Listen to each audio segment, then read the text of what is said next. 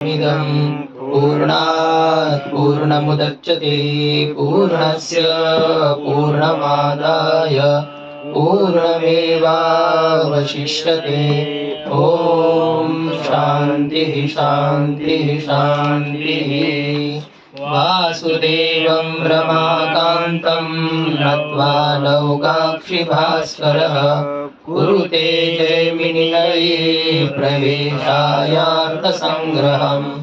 ॐ शान्तिः शान्तिः शान्तिः। आर्थी भावना का विचार कल हम लोगों ने किया जी। क्या लक्षण किया था आर्थी भावना का? प्रयोजन इच्छा जनित क्रिया व्यापार आर्थी भावना। प्रयोजन इच्छा जनित क्रिया विषय व्यापार आर्थी भावना। प्रयोजन के इच्छा से उत्पन्न हुआ जो यागादि क्रिया विषयक पुरुष का व्यापार है, उस पुरुष के व्यापार को ही आर्थी भावना कहते हैं। अब वो पुरुष जी ये जो कल ये दो तरह के कर्म, तीन तरह के कर्म और दो तरह के अंग कर्म के बारे में बाद में विस्तार होगा ना? हाँ जी, वो आने वाली चर्चा फिर से आ जाएगी। सन्निपत्योपकारक अंग, आरात उपकारक अंग, और भी आपको जो बोला था कि कर्म जो होते हैं, कोई अंग जो होते हैं वो कोई क्रतु के संपादन के लिए होते हैं, याग के लिए उपकारक होते हैं, कोई पुरुषार्थ होते हैं और कोई उभयार्थ होते हैं जी। मतलब मुख्य याग की संपन्नता के लिए कोई कर्म विशेष है, अंग कर्म विशेष है, कोई पुरुषार्थ के लिए है, और तीसरे जो होते हैं उनका दोनों प्रयोजन होते हैं। पुरुषार्थ भी प्रयोजन है और याग की संपन्नता भी प्रयोजन है, दोनों प्रयोजन के लिए होते हैं। अब उदाहरण ही आपको देना है तो क्या है, हम घर में भोजन बनाते हैं, एक ही प्रयोजन है, उदर की पूर्ति, बस इतना ही है। और कहीं पर आप गए और आपको ऐसे ही किसी के कुटिया में जाने पर आपको दक्षिणा मिली, एक ही प्रयोजन है, दक्षिणा मिली, पेट नहीं भरा, लेकिन भंडारा में निमंत्रण है, तो आपकी उदर पूर्ति होगी या दक्षिणा मिलेगी? दोनों भी मिलेगा। तो इसी प्रकार के कोई कर्म याग के संपादन के लिए होते हैं, कोई केवल पुरुष के प्रयोजन के लिए होते हैं, और तीसरे प्रकार के कर्म का दोनों प्रयोजन होते हैं, याग की संपन्नता भी और पुरुषार्थ भी प्रयोजन होता है। ये अर्थी भावना के बारे में तो कोई संशय नहीं रहा किसी को? अर्थी भावना के विचार के बाद में अभी हमें वेद की चर्चा करनी है। वेद किसे कहते हैं? क्योंकि धर्म के लक्षण में वेद शब्द का प्रयोग किया है। वेद प्रतिपाद्यत्वे सति प्रयोजनवत्वे सति अर्थत्वं धर्मस्य लक्षणम्। चोदना लक्षणो अर्थो धर्मः। यहाँ पर भी चोदना का मतलब होता है वेद के जो विधि वाक्य हैं, उन विधि वाक्यों के द्वारा ज्ञात होने वाला जो पदार्थ विशेष है, तो वस्तु विशेष है, उसी को धर्म कहते हैं। वेद का विचार करने वाला यह मीमांसा शास्त्र है। वेदांत शास्त्र और मीमांसा शास्त्र, ये दोनों भी वेद के वाक्यों का विचार करने वाले शास्त्र हैं। तो इसलिए वेद का स्वरूप जानना आवश्यक है। वेद किसे कहते हैं, वेद का क्या लक्षण है, तो यहाँ जिज्ञासा की जा रही है अभी। अथ को वेदः इति चेत, इसके बाद में जिज्ञासा हो रही है कि वेदः कः, वेद क्या है जी, वेद का स्वरूप क्या है।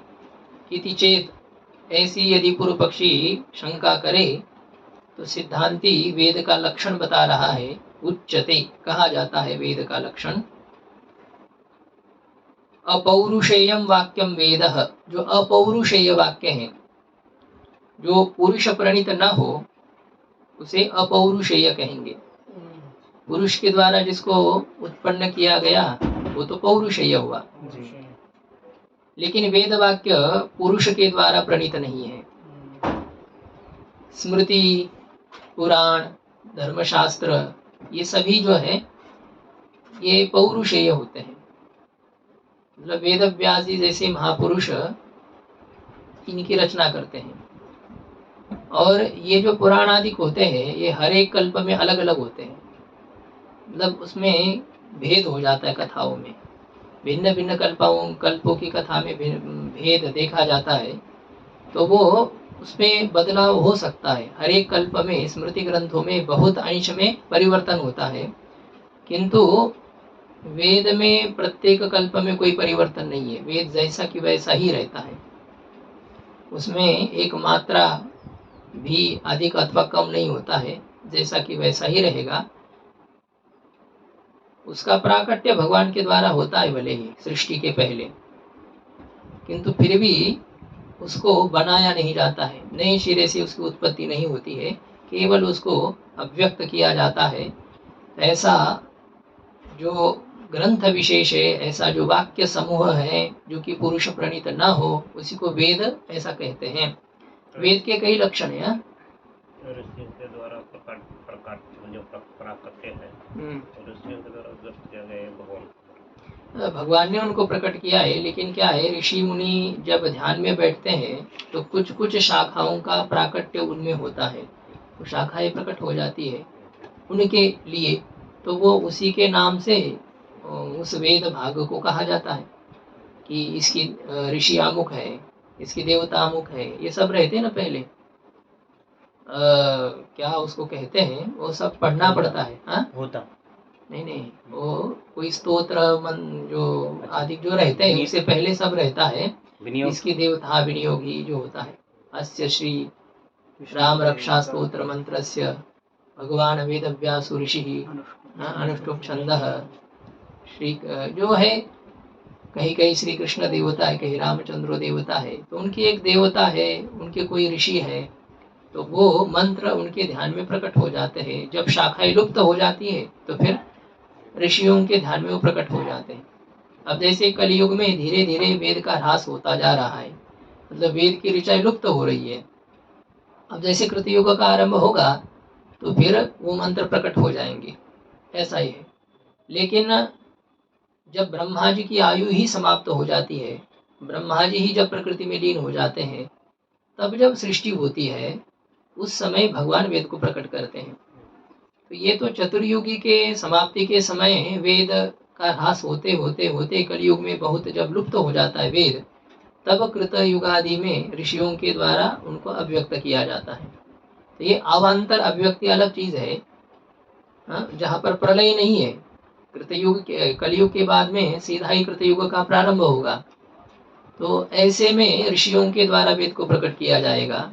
और जब ब्रह्मा जी की ही उत्पत्ति का प्रसंग है, सृष्टि में जब प्राकृतिक प्रलय हो चुका है, प्रकृति में सब कुछ लीन हो चुका है, तो उस समय भगवान वेद को प्रकट करते हैं।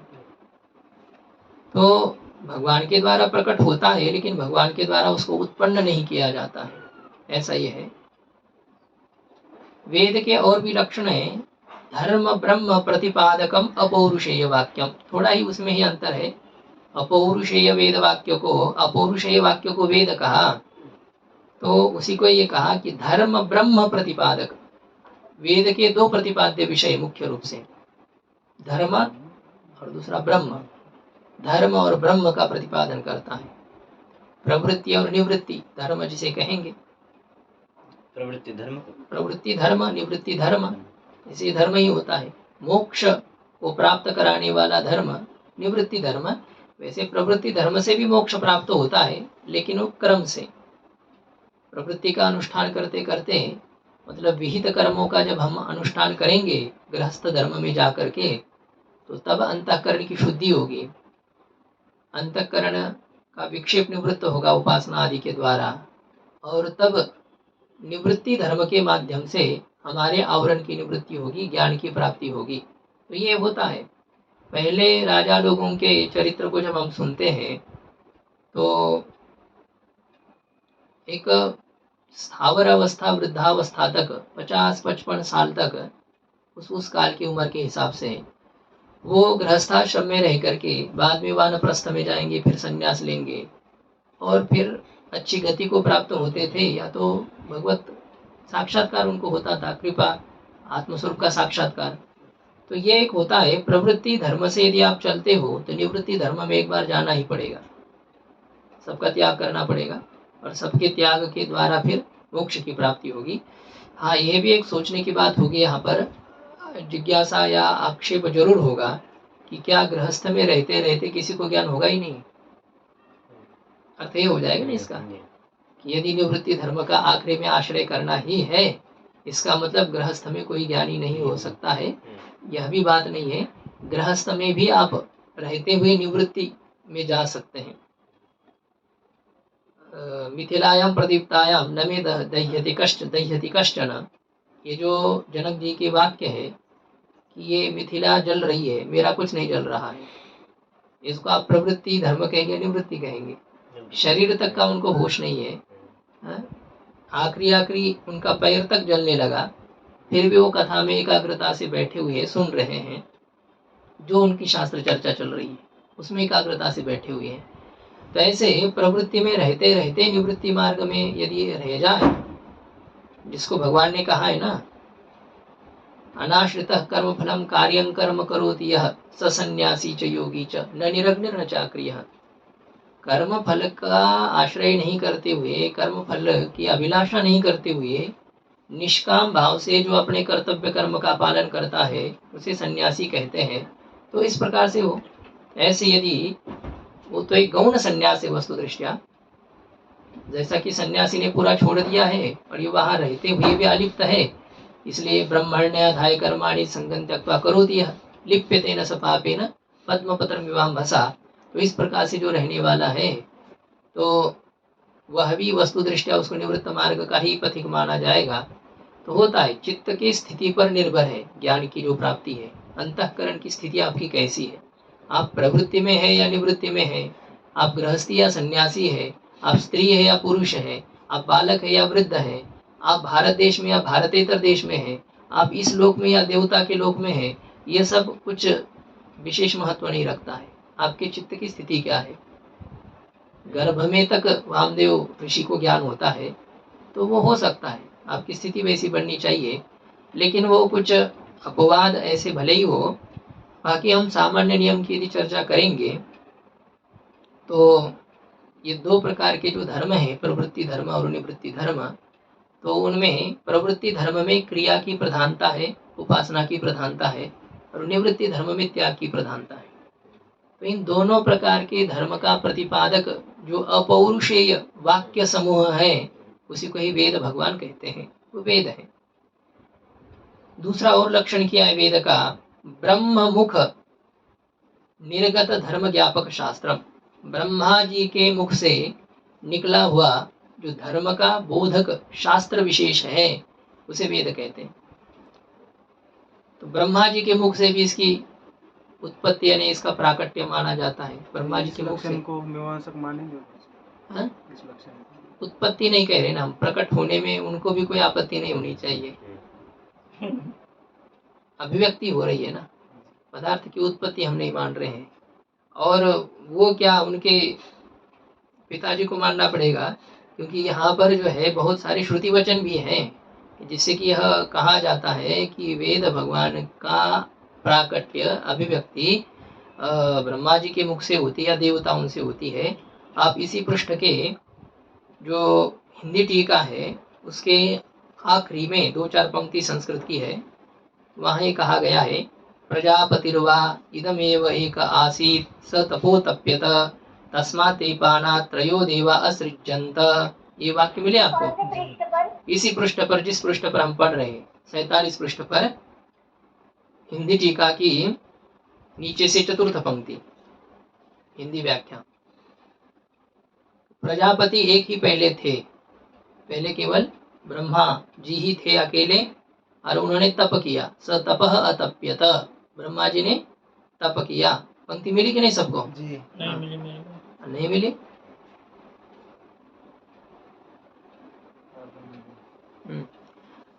तो स तपः अतप्यत, उन्होंने तप किया, और तस्मात् ते पाना त्रयो देवाः सृजन्त, जब ब्रह्मा जी ने तप किया तो ब्रह्मा जी के तप करने से 3 देवता प्रकट हो गए। पहले 3 देवता प्रकट हो गए। कौन से वे 3 देवता? अग्नि, वायु, आदित्य। अग्नि देवता, वायु देवता और सूर्य देवता, ये 3 देवता प्रकट हो गए। तो ब्रह्मा जी ने उनको भी आदेश दिया कि तप करो, सृष्टि बढ़ानी है। तो ते तपः तप्यंत, उन 3 देवताओं ने तप किया। जब उन 3 देवताओं ने तप किया, तेभ्य ते पानेभ्य, तप करने वाले उन 3 देवताओं से 3 वेद प्रकट हो गए। त्रयो वेदाः असृज्यन्त, 3 वेद की का प्राकट्य हुआ। वेद त्रयी ऐसी है। तो अथर्ववेदा में क्या है उसमें भी कुछ उपनिषद भी है, लेकिन अधिकतर भौतिक उन्नति की प्रधानता उसमें है। ये विमान की उत्पत्ति जो शास्त्रज्ञ लोग जो करते हैं ना, सब क्या कहते हैं, रिसर्च जो करते हैं ज्यादातर, उसका मूल अथर्ववेद है। तो कुछ भाग उसमें भी है, ग्राह्य भाग, लेकिन अधिकतर भौतिक उन्नति का साधन होने से उसमें अलग से नहीं कहा जाता है। वेद त्रयी, 3 ही वेद माने जाते हैं। गुरुजी ऐसे भी कहते हैं ना, मूल में एक ही वेद था। वो भी है, अलग अलग प्रकार से ये सब है कि वेद एक ही है, और वेद व्यास जी ने उनको 4 भागों में विभाजित किया, अलग अलग पुराणों के हिसाब से वह है। अब ऐसा आपको मानना पड़ेगा, ऐसे ही है। पहले सब मिलकर के एक ही वेद था। मतलब जैसे आपको कहा था ना कि प्रस्थान त्रय का एक ग्रंथ छपाया जाए, कि जिसमें ब्रह्म सूत्र भी है, श्रीमद् भगवद गीता भी है और उपनिषद भी है। तो अब उसको क्या कहेंगे, पूरी प्रस्थान त्रय में एक ग्रंथ में एक ग्रंथ है, ऐसा हम कहेंगे, है कि नहीं। अब उसको ही क्या करो, ब्रह्म सूत्र को अलग छपाओ, दशोपनिषद को अलग छपाओ, गीता जी को अलग छपाओ, तो क्या हो जाएंगे, वो अलग अलग हो गए। तो पहले 3 वेद थे, पहले एक वेद था, इसका मतलब है कि वो चारों को या तीनों को मिल करके उसको एक माना जाता था, ऐसा ये था। सबके मंत्र मिश्रित थे, कहीं ऋचा आ जाएगी, उसके बाद में साम मंत्र आ जाएगा, उसके बाद में तुरंत यजुर्वेद की कोई मंत्र आ जाएगा, ऐसा सब मिश्रित था। तो वेद व्यास जी ने क्या किया कि अलग अलग शाखा वाले जो लोग हैं, तो उनको अपने शाखा का अध्ययन करने के लिए सुविधा हो, इसलिए उन्होंने एक विभाजन किया कि जो सामवेद की ऋचा मंत्र थे उसको अलग कर दिया, जो यजुर्वेद के थे उनको अलग कर दिया, ऋग्वेद को अलग कर दिया। ऐसे ऐसे उन्होंने एक विभाजन किया। जैसे भट्टू जी दीक्षित ने कैसे किया, सिद्धांत कौमुदी की रचना की ना, अष्टाध्यायी के जो प्रकरण है, मतलब जो वहाँ के सूत्र है, उसका क्रम भंग करके पढ़ने में विद्यार्थियों को सुविधा कैसे हो, इस दृष्टि से उन्होंने उसके 4 भाग किए। एक ही अष्टाध्यायी थी, उसके 4 खंड हो गए। तो इसी प्रकार वेद व्यास रूपी भट्टू जी दीक्षित ने क्या कर दिया, एक ही अष्टाध्यायी रूपी वेद के 4 खंड कर दिए, तो वो 4 वेद हो गए, ऐसा कहते हैं। वह भी एक चर्चा है, अलग अलग प्रकार से अब इसमें है। ये सृष्टि तो बहुत विचित्र है, इसमें भिन्न भिन्न प्रकार की चर्चाएं हैं, भिन्न भिन्न कल्प के भेद से, ऐसा समझ लो। बाकी उत्पत्ति वेद की नहीं, ये वेद का प्राकट्य है, चाहे जिससे हो। तो ये तो अग्नि देवता से ऋग्वेद का प्राकट्य, वायु देवता से यजुर्वेद का प्राकट्य और आदित्य से सामवेद का प्राकट्य हुआ। और बृहदारण्यक उपनिषद में कहा है, अस्य महतः भूतस्य निश्वसितम एतद् ऋग्वेदः। ये जो महद भूत ब्रह्म है, महान भूत, बहुत बड़ा भूत है ये, भू सत्तायाम सत्स्वरूप ब्रह्म है। और ऐसे सत्स्वरूप ब्रह्म का यह निश्वसितम, भगवान योग निद्रा में जब सोए हैं, तो उनके वो जो निद्रा के समय में आने वाला खराटे जैसे शब्द है, तो उनसे ये तीनों वेदों का प्राकट्य हो गया, ऋग्वेद, यजुर्वेद, सामवेद, ऐसा बृहदारण्यक उपनिषद में कहा गया है। तो जैसे हो ब्रह्मा जी के मुख से इसका प्राकट्य हो, यह भी इसमें भी प्रमाण है। या तो अग्नि आदि देवता से वेदत्रय की उत्पत्ति प्राकट्य, यह भी एक प्रमाण है। और साक्षात भगवान से ही, ईश्वर से ही इस वेदत्रय का प्राकट्य, यह भी है, भिन्न भिन्न प्रकार से। स्वामी जी, जी, ये पूरा माने पूरा बृहदारण्यक से नहीं है क्या ये हाँ, ये 4 जो पंक्ति है पहले से बृहदारण्य, ये पूरा ही बृहदारण्यक का है पूरा ना? तो बृहदारण्य की नहीं है, यहाँ तक है, पूरी तो नहीं है।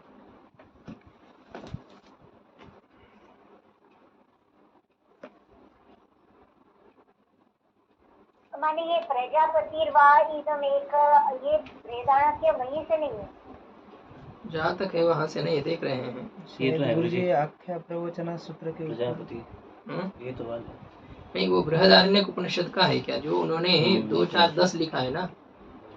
ये तो है गुरु जी, प्रजापति वाह इदम हाँ, इसमें केवल इतना ही है, अस्य महतः भूतस्य निष्पसितम् एतद् ऋग्वेदः यजुर्वेदः सामवेदः अथर्वांगिरस इतिहास पुराणं विद्या उपनिषदः श्लोका सूत्राणि अनुव्याख्यानानि व्याख्यानानि अस्यैव निष्पसितानि, ऐसा करके ये केवल इति यहाँ तक जो है ना वो अलग है। आख्या और आगे प्रवचना सूत्र का है क्या? आख्या प्रवचना हाँ इस सूत्र के ऊपर हो सकता है बस क्या ऊपर सूत्र दिया है ना 2 श्लोक कौन सा है इसमें? तो हाँ, आख्या प्रयोजना प्रवचनात्, ये जो जैमिनी महर्षि का सूत्र है, तो इस सूत्र पर ये चर्चा की गई है भिन्न भिन्न शाखाओं की, और उनके प्रकट करने वाले भिन्न भिन्न ऋषियों के नाम भी दिए गए हैं। ऐसा ही है, तो वो कहा कि ये तो देखना पड़ेगा, प्रजापतिर्वाइदम एकैवाग्र आसीत, यह भी तो पंक्ति लग रही वेद की है, लेकिन अब ये किस भाग की है, कहाँ की है, किस उपनिषद की है, वो तो देखना पड़ेगा। बाकी जो अस्य महतः भूतस्य, यहाँ से लेकर के ये बृहदारण्यक उपनिषद का वाक्य है, बृहदारण्यक उपनिषद की श्रुति है।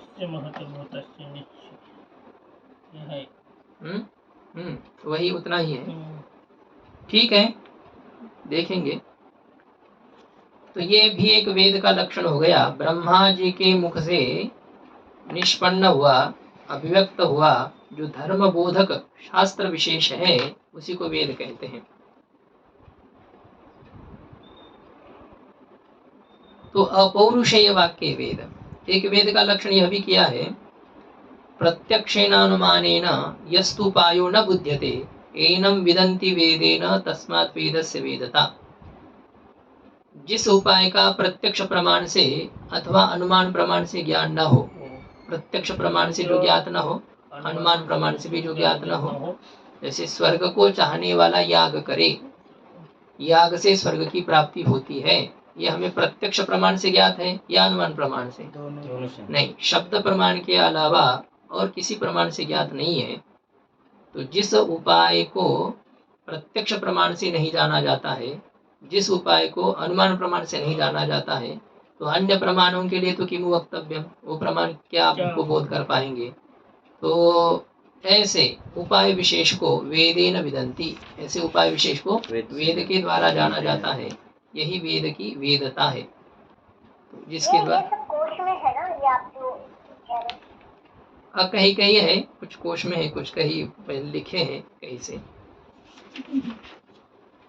ये वेद का वेदत्व है, इस प्रकार से कहा। तो अपौरुषेय वेद वाक्य, और भी एक वेद का लक्षण है, मंत्र ब्राह्मण और वेद नामधेयम, मंत्र और ब्राह्मण को ही वेद ऐसा कहते हैं। वेद में 2 भाग है, एक मंत्र भाग है और एक ब्राह्मण भाग है। तो मंत्र मतलब होता है कि प्रयोग समवेत अर्थ स्मारकत्व मंत्रत्वम, यागादि के संबंधी द्रव्य देवता के स्मरण कराने वाले जो वाक्य विशेष है उसे मंत्र कहते हैं। देवता का ध्यान करना है या किसी द्रव्य का स्मरण करना है, तो उसमें जिसके द्वारा किया जाता है उसे मंत्र कहेंगे। ये मंत्र भाग है वेद में। और उस मंत्र भाग की जो व्याख्या है, उस मंत्र भाग की व्याख्या ग्रंथ को ही ब्राह्मण भाग कहते हैं, जहाँ विधान होते हैं, विधि की जाती है, ऐसा करो वैसा करो, सत्यम ज्ञानम अनंतम ब्रह्म, मंत्र भाग है। तो फिर उसकी व्याख्या आगे की जाएगी। ऐसे तैत्तरीय उपनिषद में हम देखेंगे, तो एक मंत्र दिया, फिर उसकी ब्राह्मण भाग में कैसी व्याख्या उसको दिया गया, फिर आगे मंत्र दिया गया, फिर ब्राह्मण भाग की व्याख्या की गई। ऐसे वेद में ये 2 प्रकार के भाग हैं, मंत्र और ब्राह्मण। तो जो मंत्र और ब्राह्मण स्वरूप हो उसी को वेद इस प्रकार से कहते हैं। तो ऐसा जो अपौरुषेय वाक्य समूह है, अब इनमें और भी जानकारी की बातें तो है ही कि कुल हमारा जो वेद है, तो इसमें तो 1 लाख मंत्र है ही, लेकिन इसमें बहुत सारी शाखाएं भिन्न भिन्न वेद की, उन सभी शाखाओं को भी गिनाया है। वाचस्पत्य में आप जब देखेंगे तो ऋग्वेद की किस शाखाएं हैं, तो कौन सी उनके नाम भी उन्होंने दिए हैं। यजुर्वेद की 100 शाखाएं हैं, सामवेद की 1000 शाखाएं हैं, और अथर्ववेद की 9 9 शाखाएं हैं। ऐसा इतना बड़ा वेद है। और ऋग्वेद ब्रह्मा जी के सामने वाले मुख से प्रकट हुआ है। यजुर्वेद ब्रह्मा जी के दाहिने मुख से प्रकट हो चुका है, दक्षिण मुख से।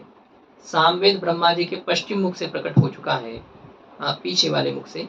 और उत्तर मुख से अथर्ववेद का प्राकट्य हुआ है।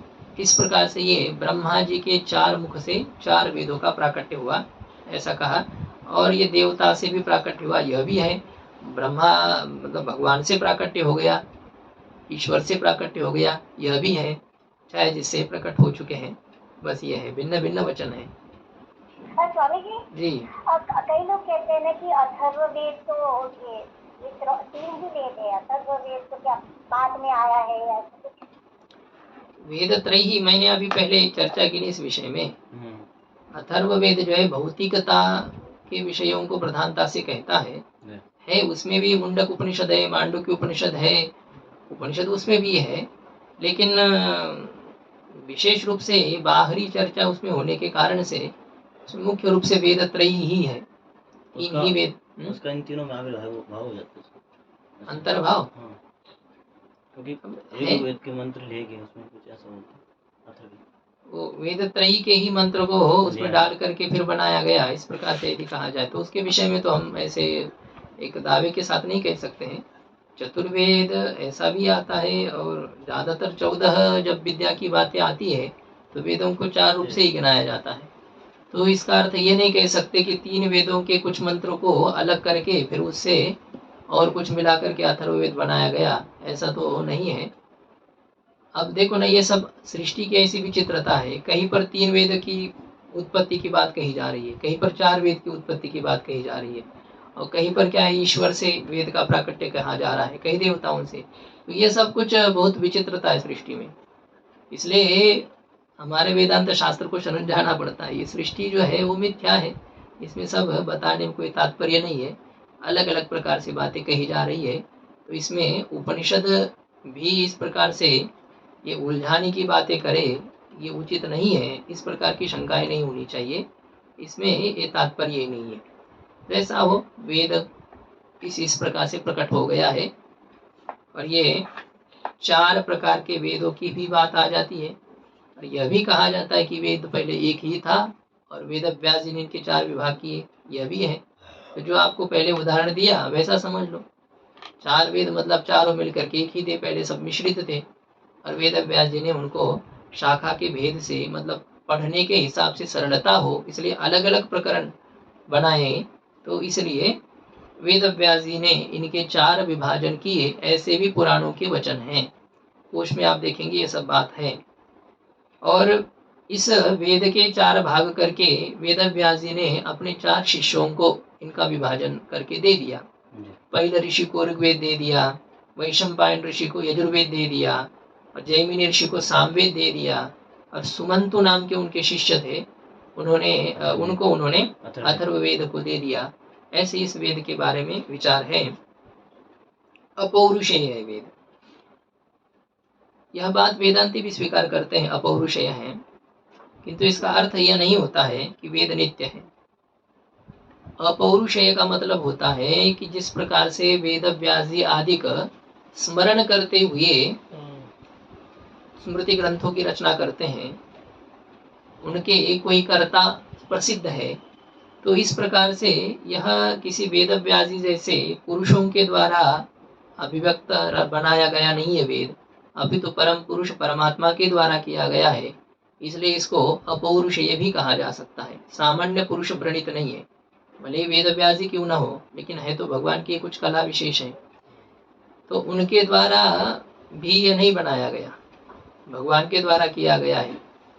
इसलिए भगवान को पुरुष कहेंगे और उनके द्वारा प्रणीत है ऐसा मानेंगे तो पौरुषेय भी है, और वेद व्यास जी जैसे अन्य पुरुषों के द्वारा प्रणीत न होने से अपौरुषेय भी है।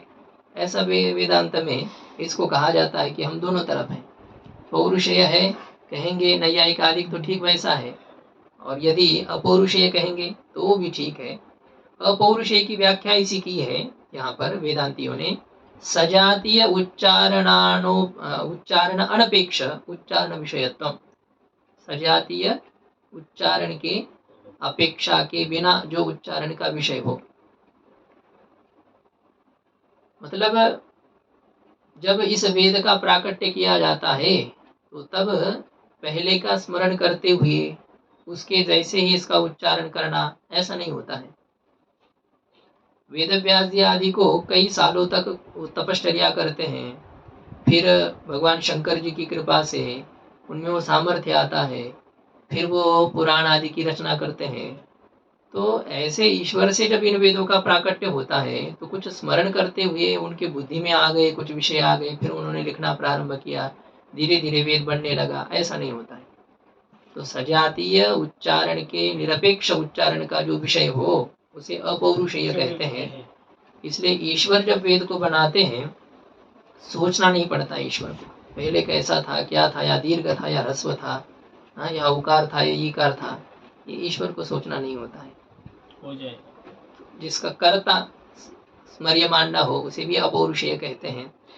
तो ये हो गया सजातीय उच्चारण के निरपेक्ष उच्चारण का जो विषय हो उसे अपौरुषेय कहेंगे, या जिसके कर्ता का स्मरण न हो, स्मर्यमान कर्ता जिसका न हो, तो उसी को अपौरुषेय कहेंगे। तो वेद व्यास जी जैसे तत्त ग्रंथों के कर्ता प्रसिद्ध है, ऐसे वेद के कर्ता कोई ऋषि विशेष है ऐसा नहीं है, इसलिए वेद भगवान अपौरुषेय है ऐसा कहा जाता है। और ये तो प्रमाण तो आपको पहले ही बताए थे कि वेद उत्पन्न नहीं होता है, अपितु वेद शाश्वत है, नित्य है। ये 48 पृष्ठ के कई श्लोकों की चर्चा हम पहले ही कर चुके थे। स्वयंभुरेश भगवान वेदो गीत स्वया पुरा शिवाद्या ऋषि पर्यंता स्मरतारो अस्य न कारकः।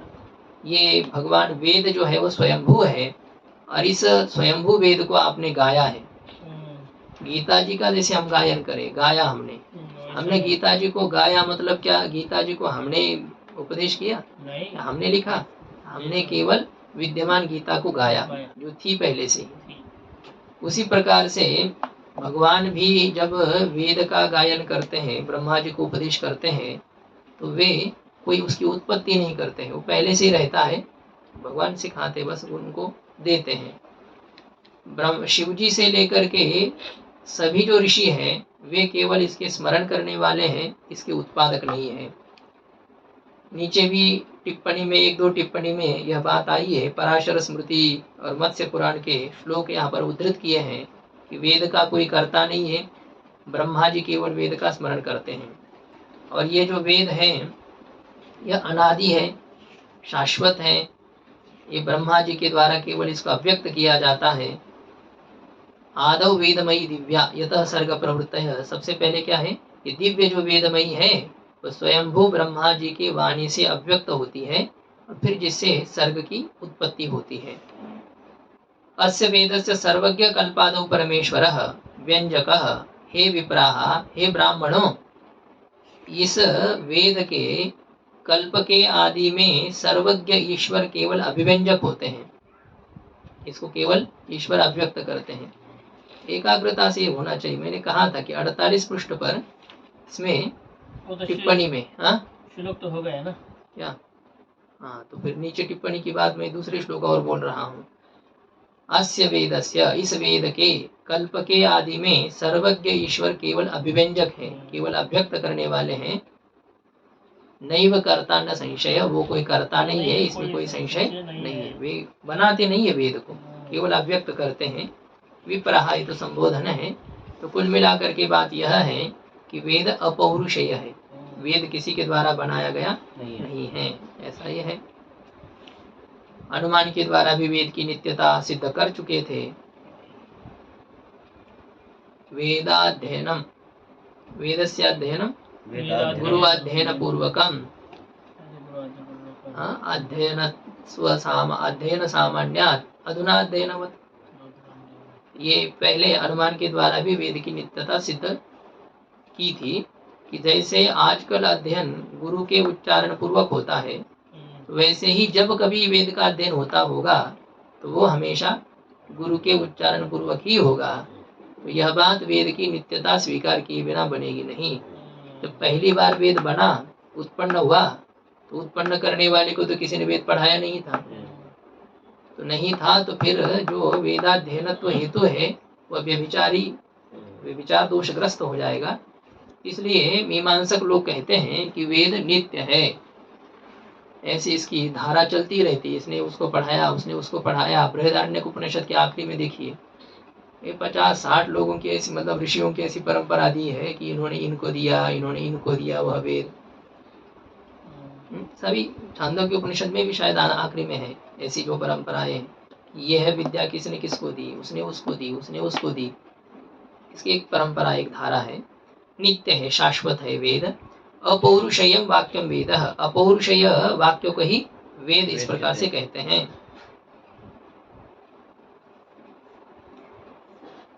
अन्य प्रमाण से ज्ञात अर्थ को लेकर के जिसको बनाया जाए, हमें कुछ मिला अन्य प्रमाण के माध्यम से, फिर उसको यदि हम लिखते हैं तो उसको पौरुषेय कहेंगे।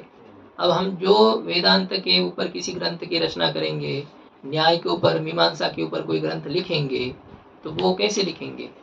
मीमांसा के, न्याय के, वेदांत के ग्रंथों का सम्यक अध्ययन करके अब जो हमारी बुद्धि में आया तो उसका हम एक लिखेंगे, वहाँ लेखन करेंगे।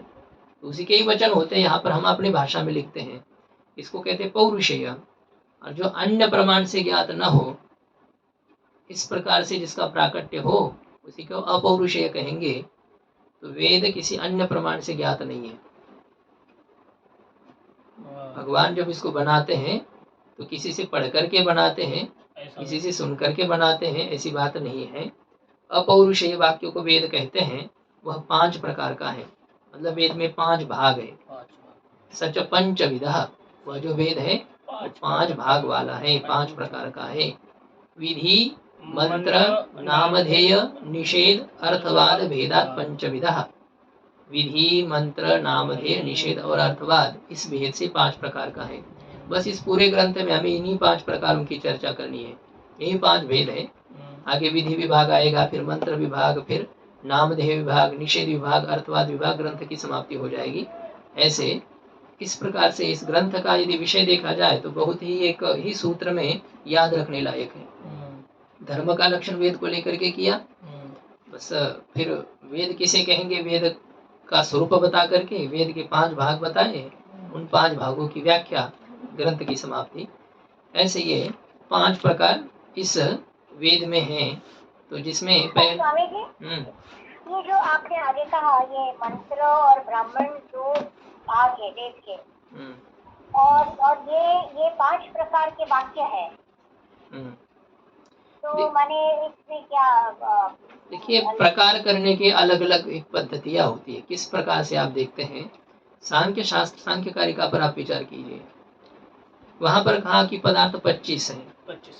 25 पदार्थ कहें, प्रकृति, महतत्व, अहंकार, एकादश इंद्रिया, पंचतन्मात्रा, पंच महाभूत और पुरुष। तो इस प्रकार से करके 25 पदार्थ कहें। फिर उन्होंने कहा कि पदार्थ 4 प्रकार के हैं। वही बता रहे, 4 प्रकार के पदार्थ कौन से हैं? एक है प्रकृति, दूसरी है प्रकृति विकृति, तीसरे पदार्थ है विकृति, और चौथा एक पदार्थ है अप्रकृति अविकृति। तो प्रकृति भी ना हो और विकृति भी ना हो, तो ऐसे 4 भाग किए। उसी 25 पदार्थों का 4 में विभाजन किया। अब उसी 25 पदार्थों का फिर 3 में भी विभाजन किया, व्यक्त पदार्थ, अव्यक्त पदार्थ और ज्ञेय पदार्थ, चेतन पदार्थ। उसी का 3 भागों में विभाजन किया। अब उसी को फिर 2 भागों में विभाजन करेंगे, जड़ पदार्थ और चेतन पदार्थ। आ गए कि नहीं? 25 सब आ जाएंगे। पुरुषेतर सब जड़ है और पुरुष चेतन है। 2 भागों में इनका विभाजन हो जाएगा। तो ऐसे पदार्थों का जब विभाजन किया जाता है ना, तो भिन्न भिन्न पद्धति से किया जाता है। तो उनमें यह विरोध नहीं समझना चाहिए कि अभी 2 भाग किए और अभी 5 भाग कर रहे हो। तो इन दोनों में ही, दोनों का 5 में अंतर्भाव हो जाएगा और 5 का दोनों में अंतर्भाव हो जाएगा। मंत्र तो जैसे कि वैसे है ही, बस यह समझ लो कि बाकी का जो ब्राह्मण है, उस ब्राह्मण में 4 भाग मान लो, विधि, नामधेय, निषेध, अर्थवाद, ये सब ब्राह्मण के अंतर्गत आ जाएगी। तो ऐसे उन दोनों का इन 5 में अंतर्भाव करना है और इन 5 को उन दोनों में अंतर्भूत करना है। ऐसा ये 5 प्रकार का वेद भाग है। तो पहले भाग की चर्चा हमें करनी है विधि विभाग। पहला विभाग क्या है वेद भगवान का? विधि विभाग। विधि। तो विधि किसे कहते हैं उसको बताते हैं। विधि सूत्र किसे कहते हैं व्याकरण में? आदेश आदि विधायकम सूत्रम। हाँ, आदेश आगम आदि का विधान करने वाला जो सूत्र विशेष है उनको विधि सूत्र कहते हैं। अब यहाँ पर विधि किसे कहते हैं? तत्र अज्ञात अर्थ ज्ञापको वेद भाग विधि। तत्र जो 5 प्रकार है वेद के, उसमें जो प्रथम विधि भाग है उसका क्या लक्षण है? अज्ञात अर्थ का बोधक जो वेद भाग है। अज्ञातश्च असौ अर्थश्च अज्ञातार्थः तस्य ज्ञापकः। अज्ञात अर्थ ज्ञापकः, अज्ञात अर्थ का बोधक, अज्ञात पदार्थ का बोधक ज्ञान जनक जो वेद का भाग है। लेकिन वह अज्ञात अर्थ ऐसा नहीं होना चाहिए, प्रयोजन वाला अज्ञात अर्थ होना चाहिए।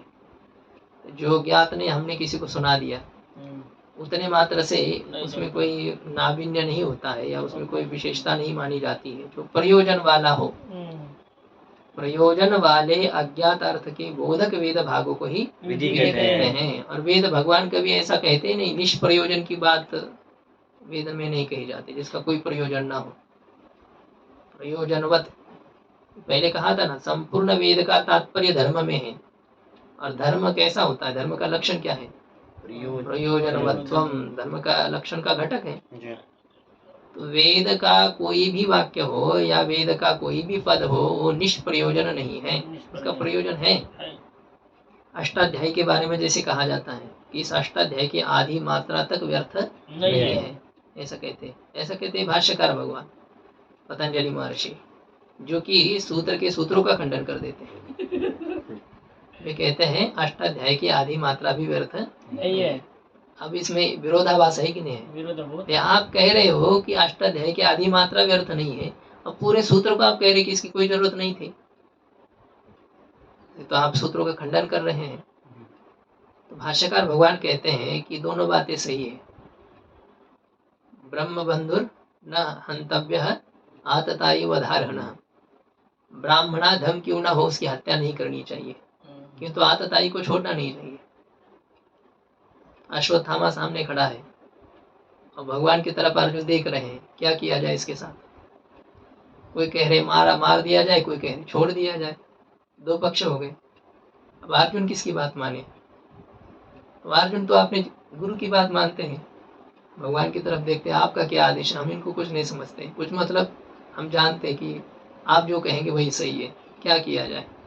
तो भगवान इस प्रकार से कह रहे हैं कि ब्राह्मणाधम क्यों ना हो उसको मारना नहीं चाहिए और आतताई को छोड़ना नहीं चाहिए।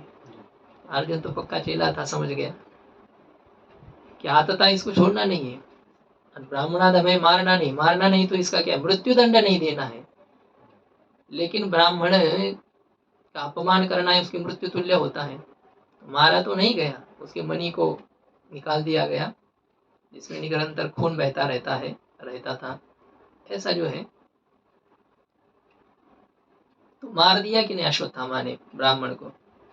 मार भी दिया, नहीं भी मार दिया अर्जुन ने अश्वत्थामा को। तो जैसे मेरा कहने का भाव ये था कि दोनों बातें जहाँ पर विरोध होती है तो वहाँ पर कोई एक रहता है समाधान, कुछ है। किस विषय में मैं चर्चा कर रहा था? ये वेद भाग विधि भाग हो गया। तो ये जो बात आपको बताई, कभी दोनों में ये बात हो रही थी कि पतंजलि महर्षि कहते हैं कि अष्टाध्यायी का एक भी मात्रा व्यर्थ नहीं है और सूत्र के सूत्र खंडन करते हैं, तो यह विरोधाभास है। इसका समाधान क्या है पतंजलि महर्षि के पास में? तो इसका समाधान यह है कि भाष्यकार भगवान का कहना है कि अष्टाध्यायी की एक भी मात्रा व्यर्थ नहीं है। इसका मतलब भले ही किसी रूप सिद्धि के लिए उसकी आवश्यकता न हो सूत्र की, किंतु उसको पढ़ने पर अदृष्ट विशेष होगा, क्योंकि वो पाणिनि महर्षि एक ऋषि तुल्य जो है या ऋषि ही है, क्योंकि पाणिनि स्मृति को भी स्मृति ग्रंथों में लिया जाता है, तो उनके द्वारा वो प्रणीत है, इसलिए आपको पढ़ना पड़ेगा। देखिए भाष्यकार भगवान सूत्र का जब खंडन करते हैं तो वो ये भी कर सकते थे कि अष्टाध्यायी के 4000 सूत्रों में से 1500 सूत्र को निकाल करके 3000 सूत्र का एक ग्रंथ छपवा देते हैं। ये संभव था कि नहीं उनके लिए? क्या उनके लिए क्या असंभव था? उत्तरोत्तर मुनि नाम प्रामाण्य, सब मतलब क्या कहते हैं ना, वो कमान उनके हाथ में थी, वो चाहे जैसे हो सकता था, व्याकरण के सर्वोपरि वो थे। लेकिन उन्होंने एक भी सूत्र को स्पर्श नहीं किया, अष्टाध्यायी जैसी की वैसी ही रखी। क्यों? क्योंकि पाठ करने पर उसका अदृष्ट रूपी प्रयोजन बनेगा, होगा, वो व्यर्थ नहीं है। हाँ, दृष्ट प्रयोजन उसका हो ना हो, सभी सूत्र का दृष्ट प्रयोजन नहीं है। मतलब किसी रूप सिद्धि के लिए उन सूत्रों की आवश्यकता होगी ही, ये जरूरी नहीं है ना। इसलिए सूत्रकार भगवान, भाष्यकार भगवान ने कहा कि इस रूप सिद्धि के लिए सूत्र आवश्यक नहीं है। लेकिन सूत्र व्यर्थ है, ये नहीं हमारा कहना है, सूत्र का दृष्ट प्रयोजन है। तो देखिए दोनों बातें रह गई कि नहीं। आदि मात्रा भी व्यर्थ नहीं है, ये भी ठीक है, और इस रूप सिद्धि के लिए सूत्र की ही कोई आवश्यकता नहीं है, ये भी ठीक है। दोनों भी बातें होती है।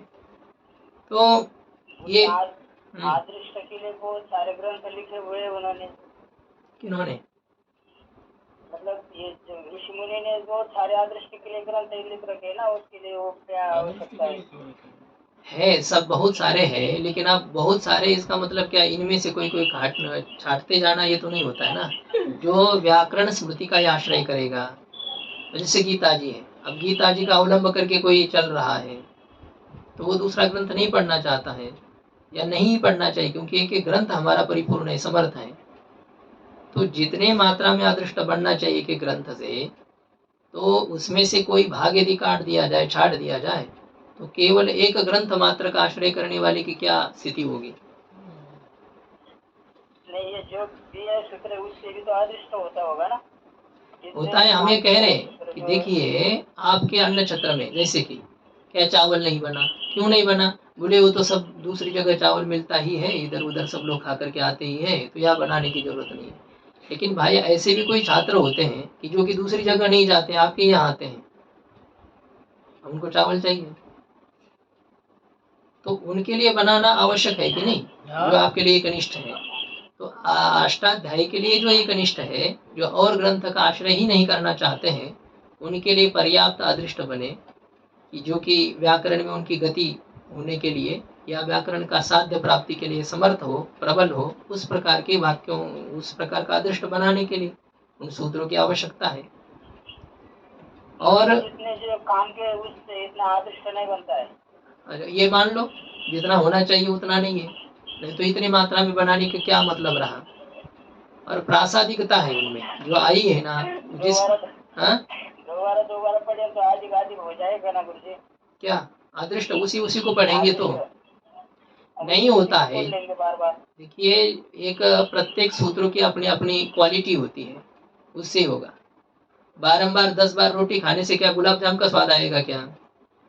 उसका एक अपना अपना एक होता है ना, उसी से बनेगा वो। ऐसी एक आपको कल्पना करनी है, ऐसा समझना है। पाणिनि महर्षि के द्वारा बनाया क्या वो पौरुषेय नहीं है, मतलब पौरुषेय भले पौरुषेय का अर्थ मतलब कहने का मेरा अभिप्राय यह है प्रासादिक है। पाणिनि महर्षि के द्वारा जो व्याकरण बनाया गया है, तो उसके ऊपर लेखनी चलाने का अधिकार नहीं है किसी को, ये खंडित है, ये कोई जरूरी नहीं है।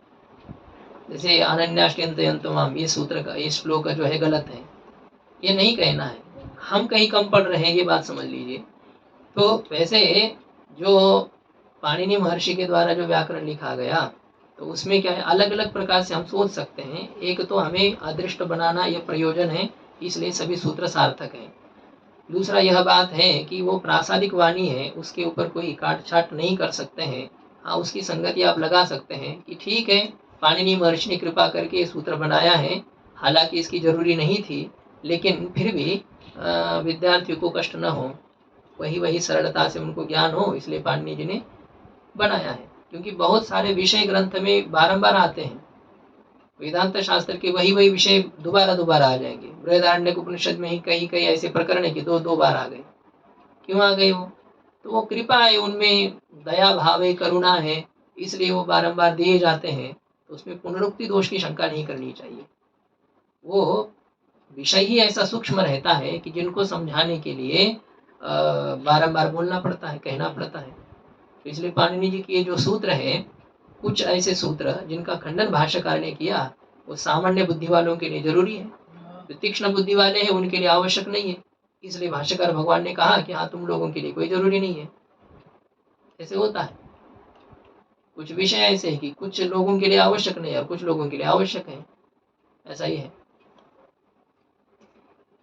तो विचार हमारा क्या चल रहा था कि वेद में भी जितने सब वाक्य हैं वो सभी प्रयोजन वाले ही है। साक्षात धर्म के प्रतिपादक हो चाहे साक्षात धर्म के प्रतिपादक क्यों न हो, लेकिन सब धर्म में ही तात्पर्य वाले होने के कारण से सब प्रयोजन वाले हैं। और ऐसे प्रयोजन वाले अज्ञात अर्थ के बोधक वेद भाग को ही विधि ऐसा कहते हैं। ये विधि का लक्षण किया। सच तादृश प्रयोजनवत अर्थ विधानेन अर्थवान यादृशम चार्थम प्रमाणांतरेण अप्राप्तम विधत्ते। ये भी एक पंक्ति ऐसी है ना जिससे सबने अपने पिंड छुड़ाने का ही प्रयास किया है। तो पंक्ति देखिए अब अभी, क्योंकि अर्थालोक टीकाकार ने भी कोई विशेष उसके ऊपर विचार नहीं किया है। मतलब अर्थ ग्रहण करने में कोई समस्या नहीं इस पंक्ति में, लेकिन शब्द लगाने में, पंक्ति के अक्षर लगाने में बड़ी असुविधा होती है। सच वह जो विधि भाग है, वह विधि शब्द पुल्लिंग या स्त्रीलिंग है? पुल्लिंग है, उपसर्गे घो की। तो वह विधि तादृश प्रयोजनवत अर्थ विधानेन अर्थवान, वह विधि उस प्रकार के प्रयोजन वाले अर्थ के विधान से सार्थक है, अर्थ वाली है। तादृशम च तत्प्रयोजनम तादृश प्रयोजनम, तादृश प्रयोजनम अस्य अर्थस्य स अर्थ तादृश प्रयोजनवान, तादृश प्रयोजनवान च सौ अर्थश्च तादृश प्रयोजनवद अर्थः तस्य विधानम तादृश प्रयोजनवद अर्थ विधानम तेन। तो उस प्रकार के प्रयोजन वाले अर्थ के विधान से, कर्मादि विशेष के विधान से वह विधि सार्थक है। उस प्रकार का प्रयोजन वाला अर्थ, किस प्रकार का? यादृशम चार्थम प्रमाणांतरेण अप्राप्तम, जिस प्रकार का अर्थ विशेष अन्य प्रमाण से प्राप्त न हो, जो अन्य प्रमाण से प्राप्त न हो, उस प्रकार के प्रयोजन वाले अर्थ के विधान से वह विधि सार्थक है। ये ठीक है। आगे है विधत्ते क्रिया है, तो उस प्रकार के अर्थ का यह विधि विधान करती है। जिस प्रकार का अर्थ अन्य प्रमाण से प्राप्त न हो, उस प्रकार के अर्थ का यह विधि विधान करती है, ऐसा है। तो कुछ पदों का अध्याय करके इसको लगाना पड़ेगा, यदि लगाना भी है तो जैसे यहाँ जैसा है उस प्रकार पहले ध्यान दीजिए कि वह विधि उस प्रकार के प्रयोजन वाले अर्थ के विधान से सार्थक है कि जिस प्रकार का वह अर्थ विशेष कर्म विशेष अन्य प्रमाण से प्राप्त न हो, है ना। यादृशम प्रमाणांतरेण अप्राप्तम, जैसा जिस प्रकार के कर्म आदि अन्य प्रमाण से अप्राप्त है, तो फिर यहाँ पर एक पद का अध्याय करके तादृशम अर्थम विधत्ते, उस प्रकार के अर्थ का ये विधान करती है। उस प्रकार किस प्रकार? जिस प्रकार का अन्य प्रमाण से प्राप्त न हो, जैसा कर्मादि, ऐसा ये होना पड़ेगा। जैसे कर्मादिक अन्य प्रमाण से प्राप्त न हो, उस प्रकार के अर्थ का विधान करती है ये विधि। और इसलिए उस प्रकार के प्रयोजन वाले अर्थ का विधान करने से सार्थक होती है। उस प्रकार के प्रयोजन वाले अर्थ का विधान करने से सार्थक होती है। जिस प्रकार का अर्थ अन्य प्रमाण से प्राप्त न हो, उस प्रकार के अर्थ का ये बोधन करती है, विधान करती है, और उस प्रकार का विधान करने से ये सार्थक है। तो कुछ पदों का अध्ययन करते हुए इसको लगाना पड़ेगा। यहाँ के टीकाकार ने तो कुछ विचार तो किया है इसके ऊपर, जो 39 पृष्ठ पर 49 पृष्ठ पर जो संस्कृत टीका है ना, उसमें तृतीय पंक्ति, स विधि यादृशम प्रमाणांतरेण अप्राप्तम भवति तादृशम अर्थम विधत्ते।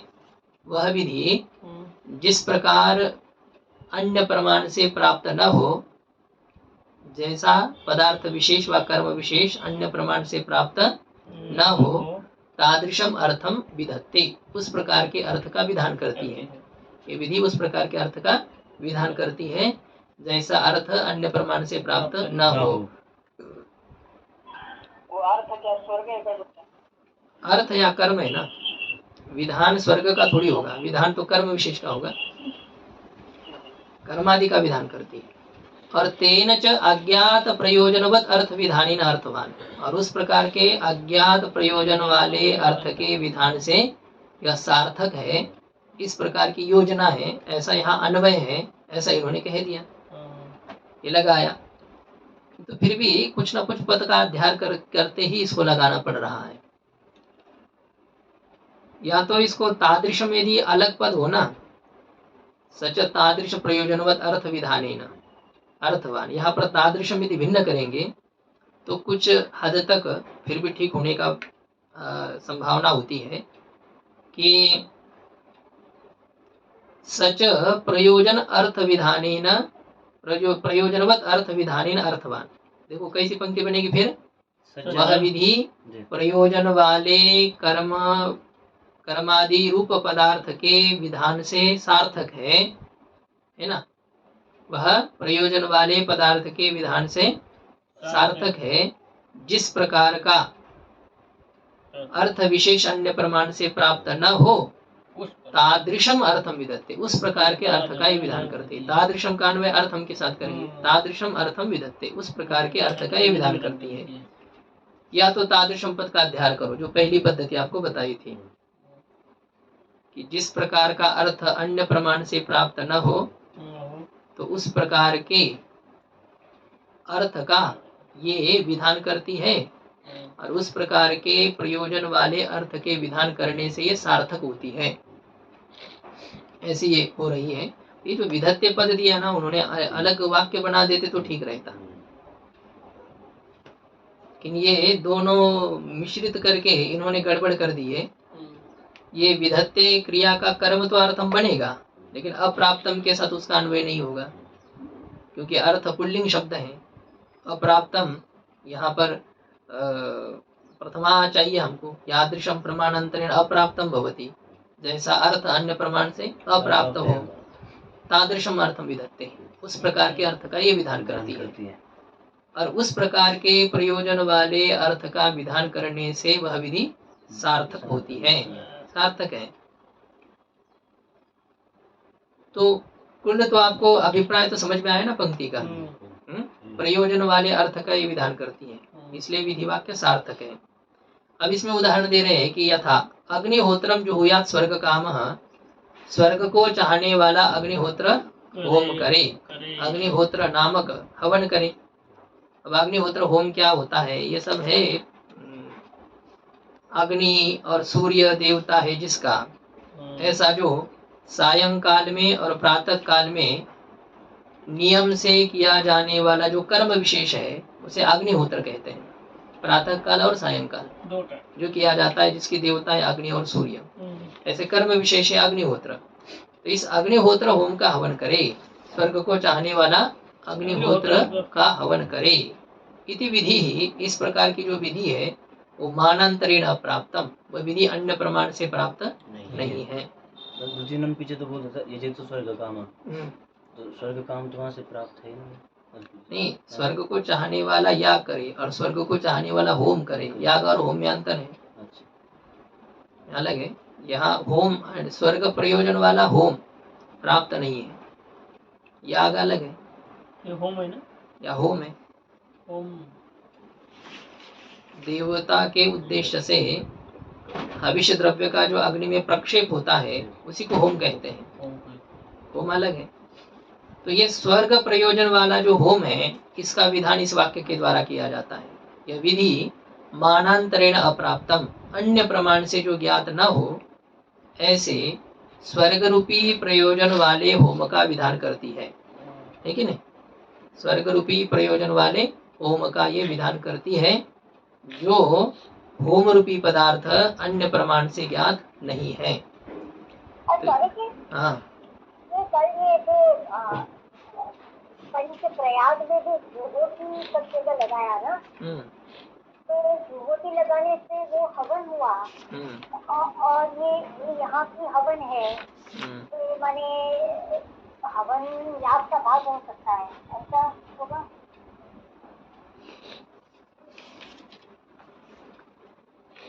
देखिए ऐसा होता है कि अब वो उस प्रयोजन के लिए पहले नहीं कहा गया है ना। जो आप 49 पृष्ठ पर 1 नंबर टिप्पणी जब देखेंगे तो दिया है, यागादे त्यागत्वादि प्रकारेण लौकिक प्रमाण सिद्धत्वे अपि स्वर्गादि रूप इष्ट साधनत्वेन प्राग अप्रतीतत्वात्। प्रतिपादिका टीकाकार कहते हैं, यद्यपि याग आदि है, याग आदि से होम भी है, तो होम एक प्रक्षेप होता है, त्याग होता है, तो ये तो अन्य प्रमाण से प्राप्त है। लोक में भी हम जानते हैं कि ऐसे ऐसे अग्नि में डाला जाता है। ये लोक में प्राप्त होने पर भी, लौकिक प्रमाण से सिद्ध होने पर भी स्वर्ग आदि रूप इष्ट का ये साधन है, ये हमें पहले ज्ञात है क्या? ऐसा करने से स्वर्ग की प्राप्ति होगी, ये हमें पता नहीं है। तो अन्य जगह पर समिदो यजति ईडो यजति, ये तो याग है सब, तो याग में भी कहीं ना कहीं प्रक्षेप होगा, द्रव्य का त्याग होता है वैसे याग, लेकिन होम भी है, वह भी प्रक्षेप करना ये हमें ज्ञात है, अग्नि में कुछ डालना। तो ये ज्ञात होने पर भी ये स्वर्ग का साधन है, ये हमें ज्ञात है क्या? नहीं। तो स्वर्ग साधनत्व रूप से वो पहले अज्ञात है, और उसका ये वाक्य नूतन विधान करता है, अपूर्व विधान करता है, इसलिए इसे विधि वाक्य कहेंगे। पदार्थ प्राप्त है, लेकिन आपका विशेष परिचय आपको नहीं था ना कि इससे ऐसा ऐसा किया जाए। आपको खांसी हो चुकी है, जुकाम हो चुका है, तो आपको किसी ने उपाय बताया, काली मिर्च है, लवंग है, उसका कूट करके काढ़ा बना करके पियो, तो आपके पास में था कि नहीं है? था, तो आपके लिए प्राप्त था ये। लेकिन अमुक अमुक पद्धति से उसको करने पर खांसी चली जाती है, इस रूप से आपको ज्ञात था क्या? नहीं था। नहीं, अरे आपने तो नई बात बताई और बहुत सरल उपाय बताया। तो ऐसा यहाँ पर समझना है कि अग्निहोत्र होम से स्वर्ग प्राप्त होता है, ये हमें ज्ञात नहीं था। सामान्य रूप से होम भले ही ज्ञात हो, क्या था? तो अग्निहोत्र होमेन स्वर्गम भावयत इति वाक्यार्थ बोधः, अग्निहोत्र होम से स्वर्ग को प्राप्त करे, यह इस वाक्य का अर्थ होता है। वाक्यार्थ बोध, वाक्यार्थ का ये वाक्य के अर्थ बोध है, वाक्य का इस प्रकार से अर्थ ज्ञान होता है कि अग्निहोत्र होम से स्वर्ग को प्राप्त करे। तो ये विधि भाग की यहाँ तक चर्चा हम लोगों ने की। आगे और गुण विधि की चर्चा करेंगे। कहीं पर कर्म का विधान किया जाता है और कहीं पर कर्म यदि प्राप्त हो तो केवल गुण का विधान किया जाता है, और कहीं पर कर्म गुण दोनों का विधान किया जाता है। ऐसे 3 प्रकार की विधि है, कर्म का विधान, गुण का विधान और गुण कर्म दोनों का विधान। अभी गुण क्या है इसकी भी चर्चा करनी है, उसका विचार हम लोग कल करते हैं। ओम पूर्णमदः पूर्णमिदं पूर्णात् पूर्णमुदच्यते पूर्णस्य पूर्णमादाय पूर्णमेवावशिष्यते। ओम शांति शांति शांति।